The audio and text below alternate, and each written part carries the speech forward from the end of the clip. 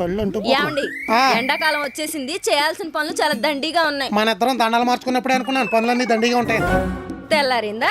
అవును, ఎండాకాలం వచ్చేసింది కాబట్టి బట్టలన్నీ చేతులతో ఉతికి దండాల మీద ఆరాయండి. వాషింగ్ మిషన్ బిల్లు తప్పుతుంది. పాత పద్ధతి. మూలన పడేసిన రుబ్బురోలు తీసి పచ్చళ్ళు పిండ్లు అందులో రుబ్బండి. మిక్సీలు గ్రైండర్లు బిల్లు తప్పుద్ది. పాత పద్ధతి. ఏసీలు మూసేసి సోఫాలు తెరిచి మేడ మీద పరచండి. నైట్ టైం బిల్లులు తప్పుతాయి. పాత పద్ధత. అవును, ఫ్రిడ్జ్ కూడా ఆపే. మరి మిగిలిపోయినవన్నీ ఎక్కడ పెట్టమంటారు? 4 తగిలిస్తే మిగలకుండా ఉంటాయి. మిగలకుండా వండలేవా పాత పద్ధతిలో?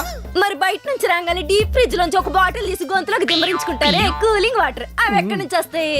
మట్టి కుండ చుట్టూ కాటన్ గుడ్డ చుట్టూ దాన్ని ఇసుకలో పెట్టు, అత్తమాను నీళ్లు కొట్టు, కూలింగ్ అదిరిపోతుంది. పాత పద్ధతి. అత్తమాను నీళ్లు కొట్టడానికి డబ్బులు ఇచ్చే మనిషిని అట్టమంటారా? నేను నీళ్లు కొట్టమన్నా, డైలాగులు కొట్టమనలేదు. అయినా మన కొంపలో ఏ పని చేయకుండా ఎలకల్లా తినేసి పందుకొక్కుల్లో పడుకుంటున్నారు కదా ఇద్దరు, వాళ్ళతో కొట్టించు నీళ్లు.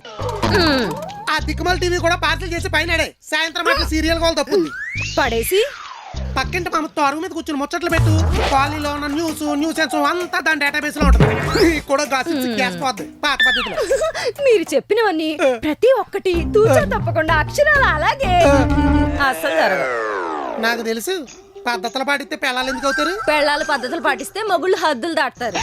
వేసేవా? వేసాను. అయినా సమ్మర్ లో చేయాల్సిన పనులు ఉన్నాయంటే బిల్లులు తగ్గేవి కాదు, తగిలేవి. ఈ అమ్మ నేను ఈ కొంపదులో సంపులో దూకి చచ్చిపోతానే. ఏవద్దా? సంపులో నీళ్లు తక్కువ ఉన్నాయి, మీరు దూకి కంపు చేయకండి. సమ్మర్ వస్తే సంవత్సరానికి సరిపడా కారాలు, పచ్చళ్ళు, వడియాలు పెట్టాలి, అవి తగిలేవి. పాత పద్ధతి. అన్నిటికీ కలిపి 10,000 పైనే అవుతుంది. ఇద్దే వెళ్ళి పని చూస్తా, ఇవ్వండి. సరిపోతా మరి ఎప్పుడు చూసినా డబ్బులు డబ్బులు డబ్బులు ఏదో పలపు డబ్బా మొక్క వేసుకుని పట్టుకుని తోవేస్తా.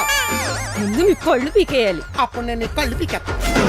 ఇన్స్టెంట్ గా కొనుక్కునే వాటికి కూడా ఎంత ఖర్చు అవుద్దంటే నమ్మేయడానికి నేనేమన్నా నిమ్మకాయ పులిహోర గాడిని అనుకుంటున్నావా? ఓ తెక్కలిపేస్తా.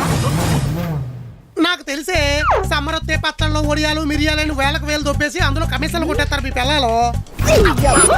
లక్షలు పెట్టుకున్న వాడి దగ్గర పచ్చళ్ళ కోసం పైసలు అడుక్కునే పరిస్థితి వచ్చింది. నిన్ను కాదు, నీకిచ్చి పెళ్లి చేసి నన్ను నాకించేసరికి నా అమ్మ బాబు కారం. పైసలు అడిగితే ఇవ్వకుండా ఇనపెట్లో పెట్టి తాళం వేసుకో.